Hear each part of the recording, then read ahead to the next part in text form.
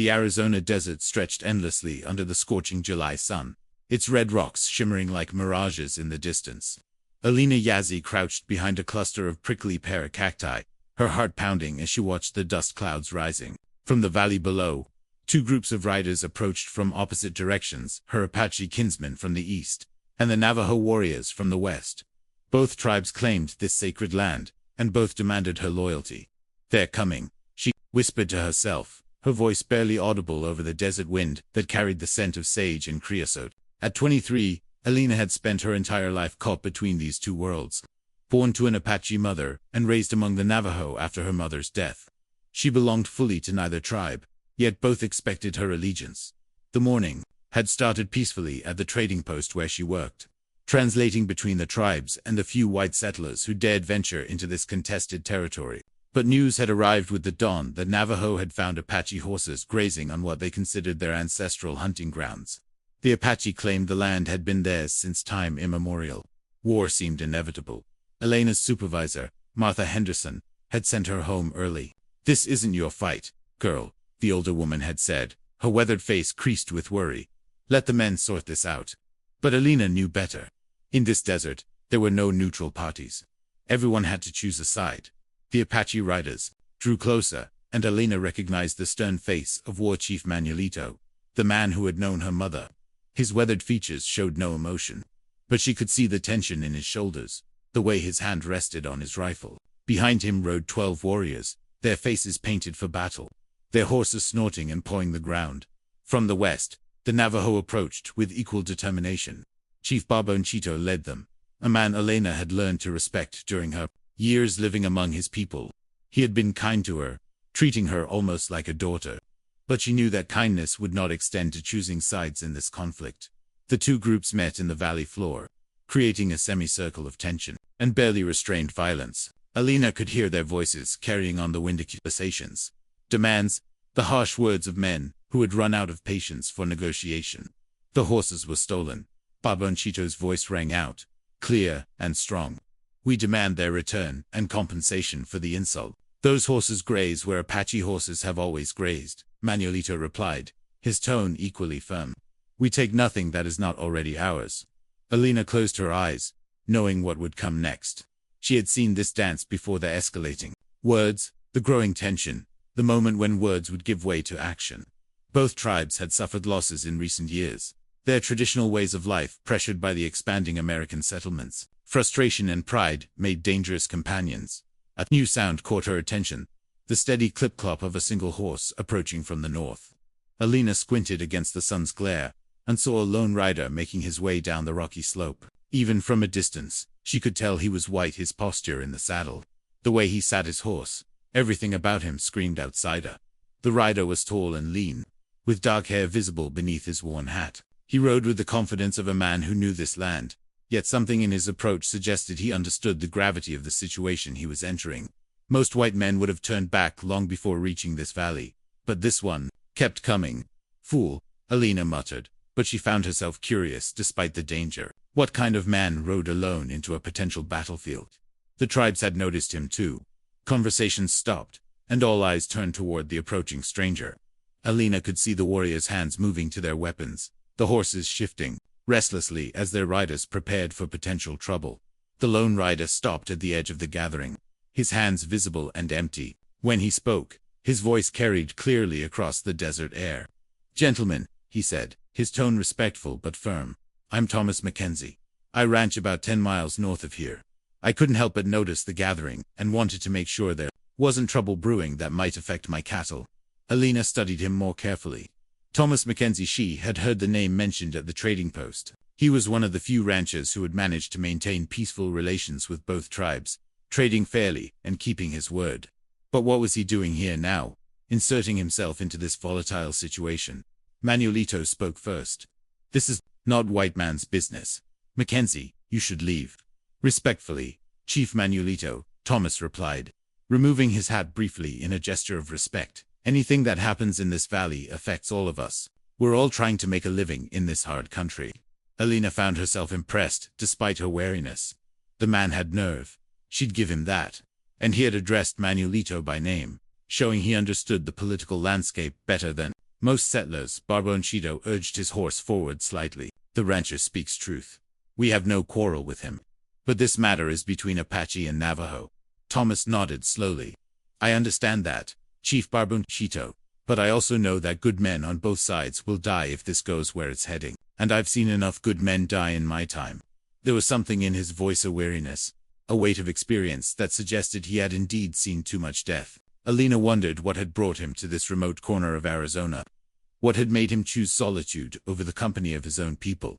The tension in the valley was palpable, like the moment before a lightning strike. Alina knew she had to make a choice. She could slip away unnoticed, return to the trading post, and wait for news of the outcome. Or she could step forward, reveal herself, and try to bridge the gap between the two sides.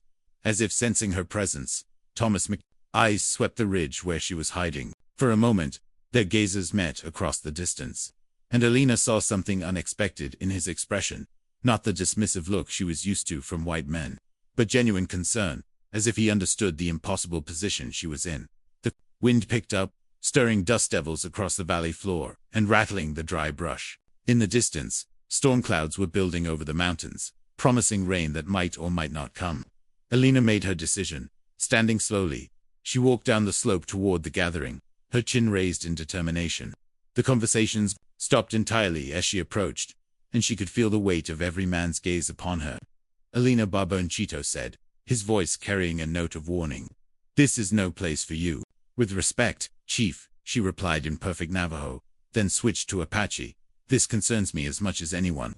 I've lived among both peoples. I understand the grievances on both sides. She could see the conflict in their faces, the Apache warriors who remembered her mother, the Navajo men who had watched her grow up. And she could see the curiosity in Thomas McKenzie's eyes as he tried to understand who she was and what role she might play in this confrontation. The land is sacred to both tribes, she continued, speaking now in English so that everyone could understand. But blood spilled here will make it sacred to grief instead of tradition. Is that what either side wants? The silence that followed was heavy with possibility. Alina had stepped into the fire, just as the lone rancher had done, but she had no idea if her words would help or make things worse. The rancher's gamble Thomas McKenzie watched the young woman with growing fascination and concern. He had heard stories about Alina Yazitha, Apache girl raised by the Navajo, who worked as a translator at Henderson's trading post. But seeing her now, standing brave and defiant between two groups of armed warriors, he understood that the stories hadn't captured her strength or her courage. Miss Yazzie, he said carefully, his voice carrying across the tense silence. Maybe we should let the chiefs handle this matter. Alina turned to face him directly, and Thomas felt the full force of her gaze. Her eyes held an intensity that reminded him of the desert storms, beautiful but dangerous, with depths that could swallow a man whole. Mr. Mackenzie, she replied, her English crisp and precise. I've spent my whole life letting others handle matters that affected me. Today, I choose to speak. Manuelito shifted in his saddle, his weathered face showing displeasure.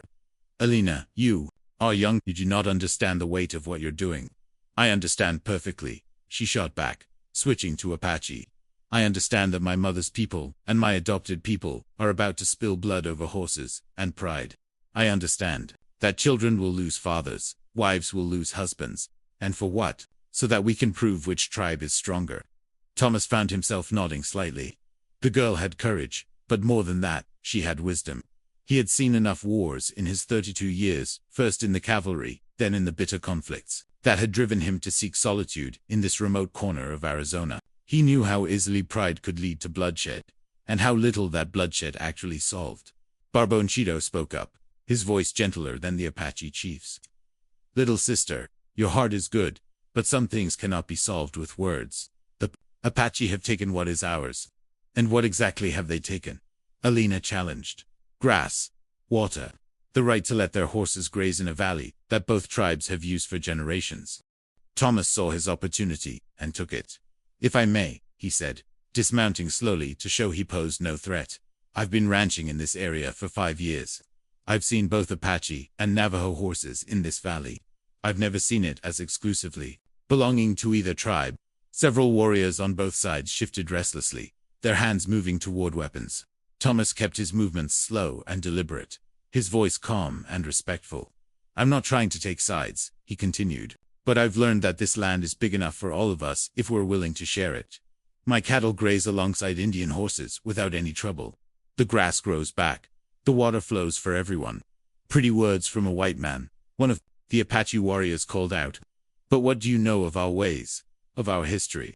Thomas had expected this challenge. I know that both tribes are fighting to preserve their ways of life against forces that want to change everything. I know that every warrior who dies here is one less man to protect your families when the real threats come. Alina stepped closer to him, and Thomas caught the scent of sage and something else, something uniquely her own. What threats? She asked. The railroad's coming, Thomas said simply. Maybe not this year, maybe not next, but it's coming. And when it does, this whole valley will change. The government agents will follow, then the settlers, then the soldiers. Fighting each other now just makes both tribes weaker when they need to be strong.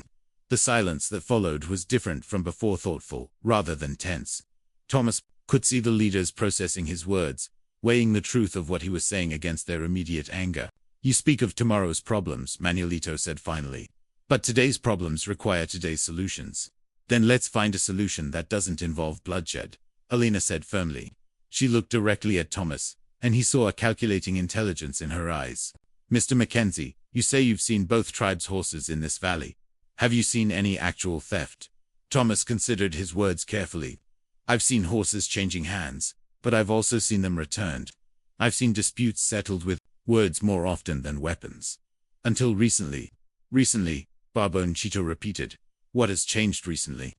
Thomas glanced at Alina, and she gave him an almost imperceptible nod. He had the feeling she was leading him towards something, but he couldn't see where. The drought, he said after a moment. Water's been scarce. Grass is thin. Everyone's struggling to keep their animals fed. Desperation makes people do things they wouldn't normally do, and it makes people see theft where there might be only need.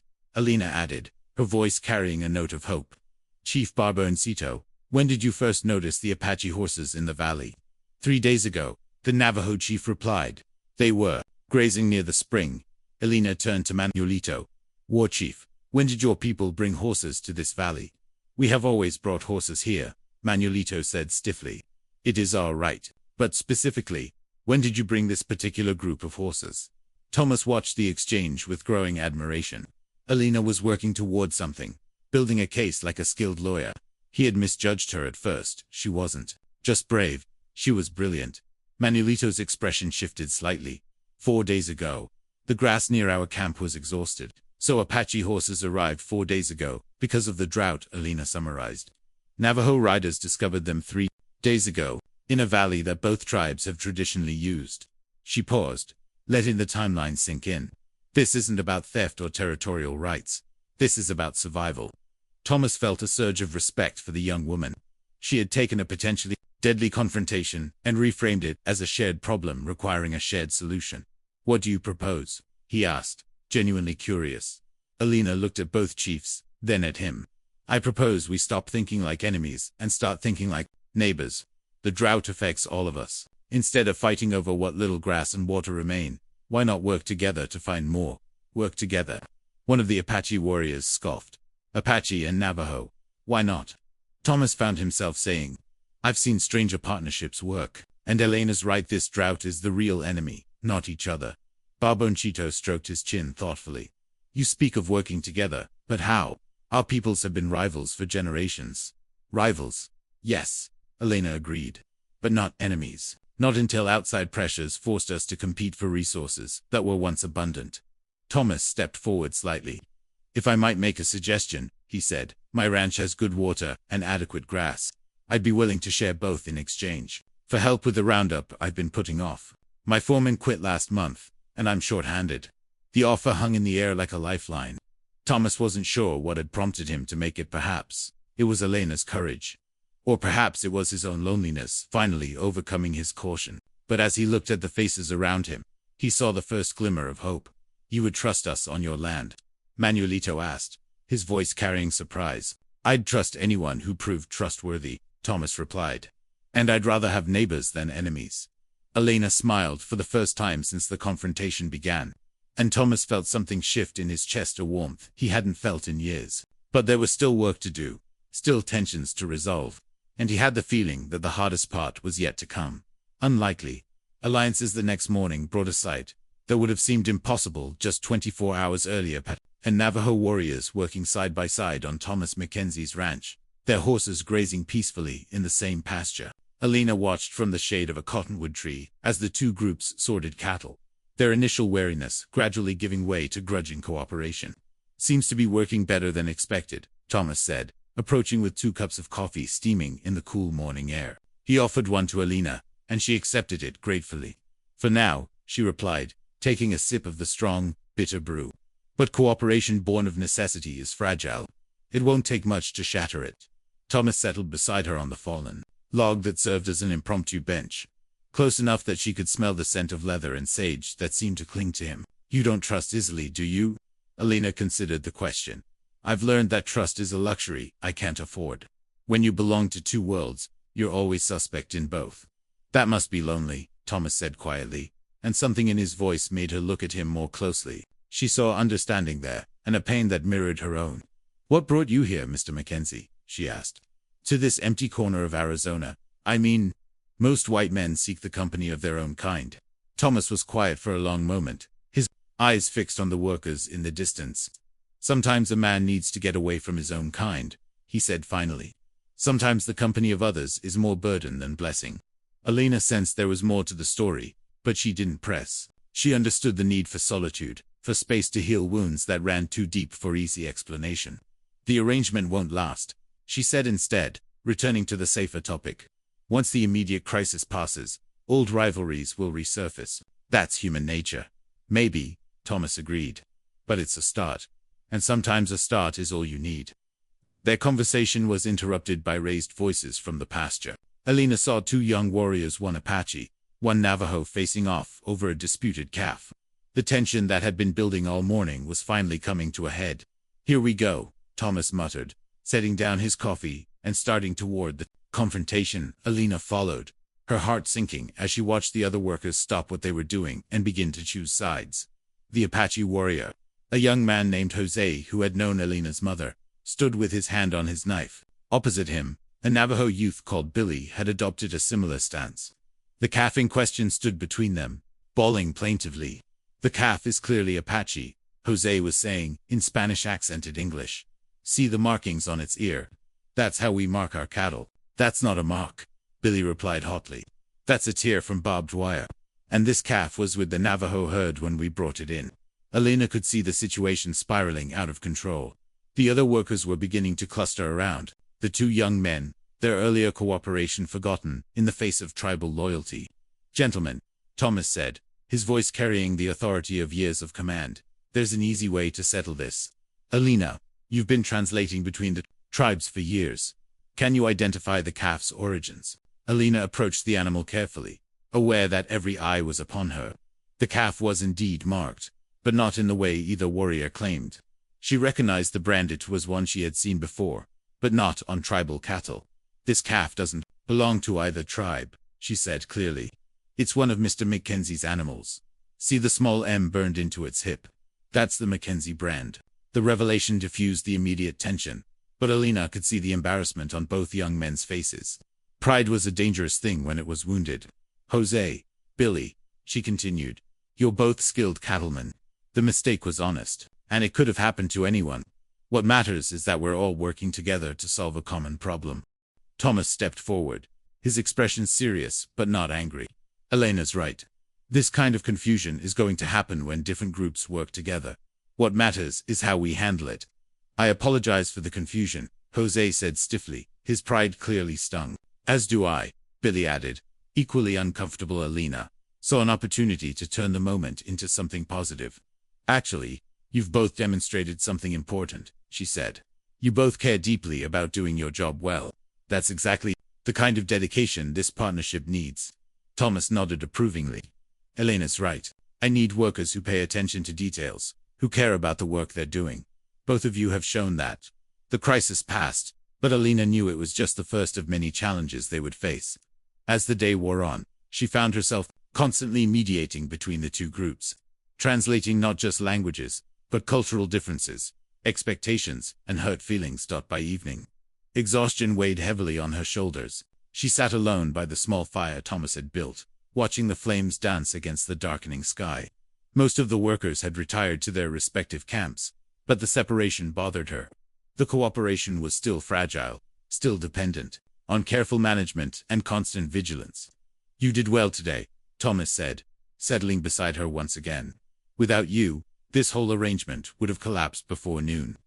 Alina sighed, suddenly feeling the weight of her responsibilities. "I can't be everywhere at once, and I can't solve every problem by standing in the middle and appealing to reason." "No, you can't," Thomas agreed. "But you can show people that cooperation is possible. Sometimes that's enough." "Is it?" Alina asked, her voice barely above a whisper. "Sometimes I feel like I'm trying to hold back the tide with my bare hands." Thomas studied her face in the firelight, seeing the exhaustion and doubt that she usually kept hidden. "You know what I think?" he said quietly. "I think you're braver than you realize. It takes courage to stand between two groups of armed men and demand they listen to reason. It takes even more courage to keep trying when you're not sure it will work." Alina felt tears prick at her eyes, but she blinked them away. "I'm not brave. I'm just tired of being caught in the middle." "Maybe that's the same thing," Thomas said. "Maybe being brave isn't about not being afraid. Maybe it's about doing what needs to be done despite the fear." His words resonated with something deep inside her, and Alina found herself looking at him with new eyes. This lonely rancher, this man who had chosen solitude over society, understood her struggles in a way that few others could. "Why are you helping?" she asked suddenly.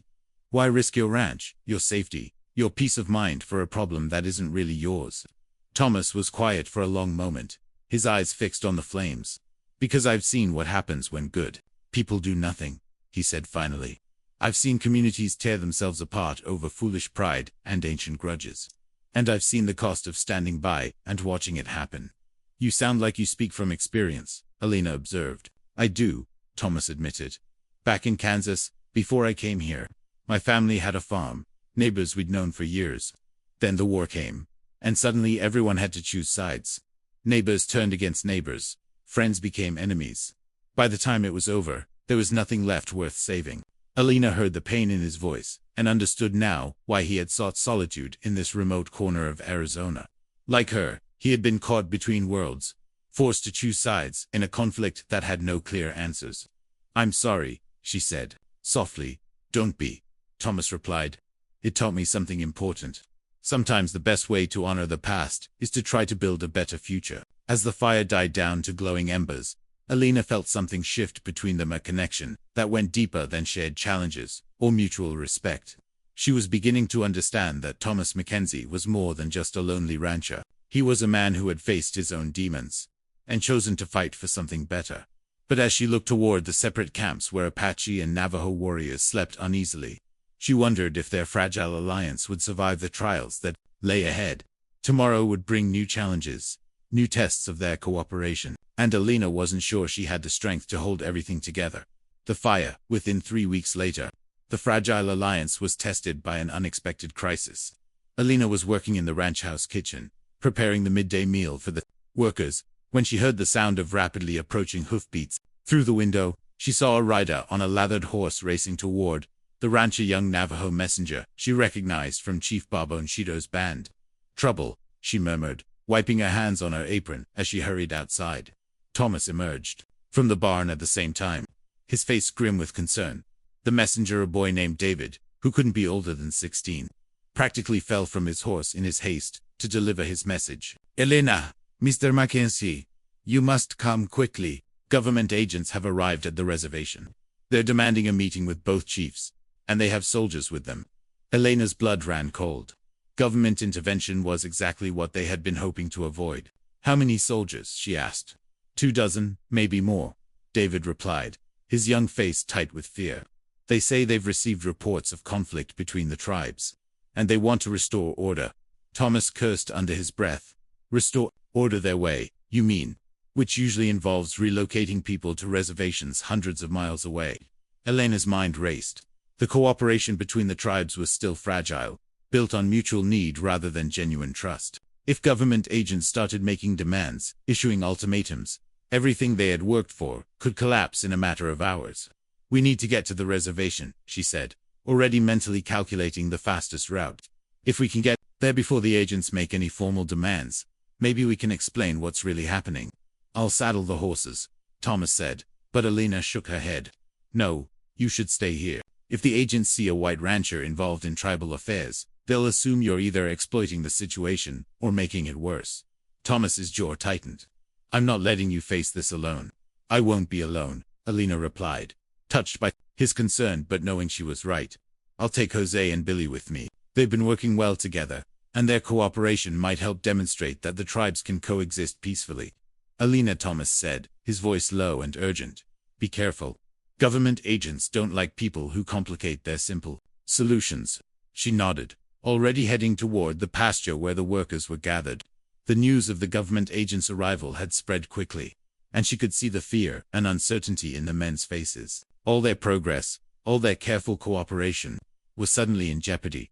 The ride to the reservation took 2 hours, and Alina used the time to coach Jose and Billy on what to say and how to present their case. But as they crested the hill, overlooking the reservation, her heart sank.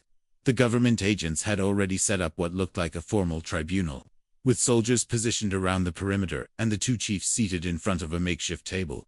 The lead agent, thin, officious-looking man, in an expensive suit, was speaking as Alina and her companions approached. His voice carried clearly across the open space. Double quotes, ...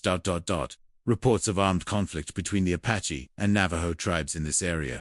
The federal government cannot tolerate such violence, especially when it threatens the safety of white settlers and their property. Alina dismounted quickly, her mind working furiously. The agent was clearly preparing to implement some kind of punitive measure, probably involving relocation or restrictions on tribal movements. If she was going to intervene, it had to be now. Excuse me, she called out, walking forward with as much confidence as she could muster. I believe there's been a misunderstanding. The agent looked up with annoyance. And you are? Alina Yazzie, she replied, switching to her most formal English. I work as a translator for Henderson's trading post, and I've been involved in mediating the situation you're here to investigate. Several of the soldiers shifted nervously, their hands moving toward their weapons.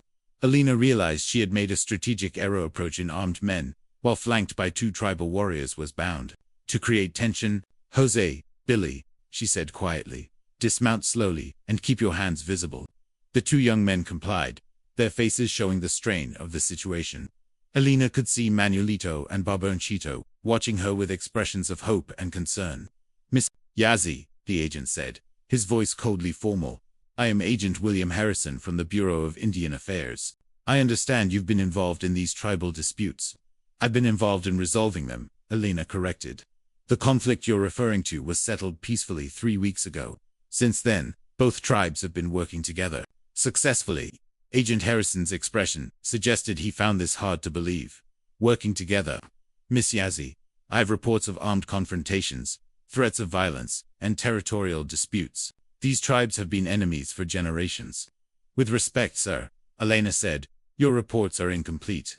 The situation arose from drought conditions that forced both tribes to compete for scarce resources. Once we addressed the underlying problem, the conflict resolved itself. We, Harrison's voice carried a note of suspicion. Who else was involved in this alleged resolution? Alina hesitated, knowing that mentioning Thomas could complicate things. But Jose stepped forward before she could answer. Mr. Mackenzie, he said clearly. The rancher offered to share his water and grazing land in exchange for help with his cattle. Apache and Navajo have been working together on his ranch for 3 weeks now. Harrison's expression darkened. A white rancher involved in tribal affairs. This is highly irregular. It's highly effective, Billy added, his voice stronger than Alina had expected. We've learned to work together instead of fighting over scraps. Alina felt a surge of pride at the young men's courage. They were risking punishment to defend the arrangement that had given them hope. Chiefs, Agent Harrison said, addressing Manuelito and Barbonchito directly, is this true? Have you been collaborating with a white rancher? Manuelito spoke first, his voice steady and dignified. We have been finding solutions to our problems, instead of creating new ones. Is this not what the government wants? The government wants order, Harrison replied stiffly. An order requires proper channels, proper authority, proper supervision. Alina saw the trap that was being laid. Harrison wanted to impose federal control over the situation, to turn a successful example of cooperation into another bureaucratic nightmare. Agent Harrison, she said, stepping forward, What you're seeing here is exactly what your superiors in Washington want. Peaceful coexistence between tribes and settlers. Why would you want to destroy something that's working? Because it's working outside proper channels, Harrison replied. Because it sets a dangerous precedent. Because it suggests that Indians can manage their own affairs without federal guidance. The truth was finally out in the open.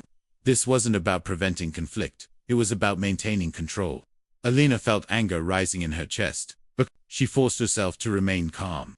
And what do you propose instead? She asked. Harrison's smile was cold and satisfied.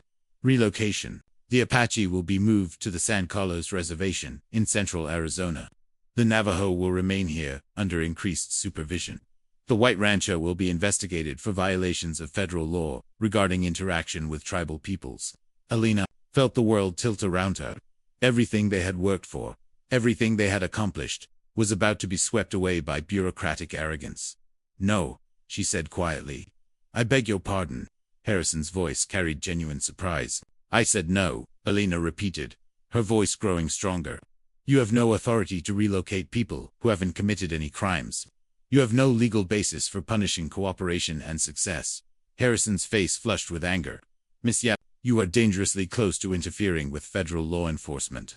And you are dangerously close to destroying the best example of peaceful coexistence this territory has seen in years.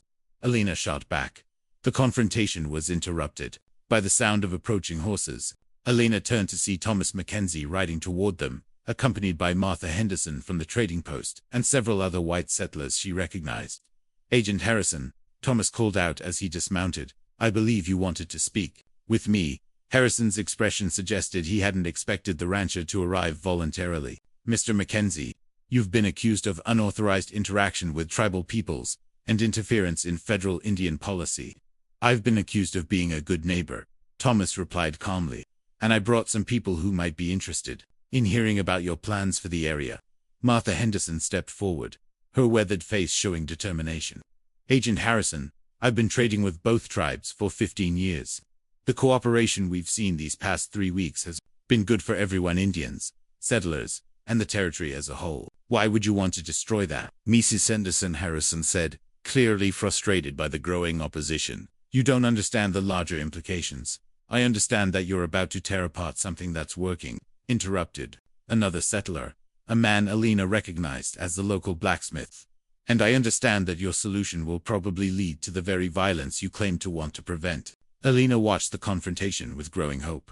The community was standing together, united in opposition to Harrison's heavy-handed approach. But she also knew that federal agents had the power to impose their will, regardless of local opposition.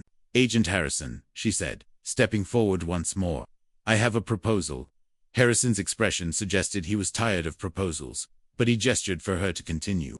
Give us 6 months, Alina said. 6 months to prove that cooperation works better than separation. If there's any violence, any conflict, any problem that can't be resolved peacefully, then implement your relocation plan. But if we can demonstrate that Apache, Navajo, and white settlers can coexist successfully, then let us continue. Harrison was quiet for a long moment, his calculating eyes moving from face to face. Alina could see him weighing his options, considering the political implications of his decision.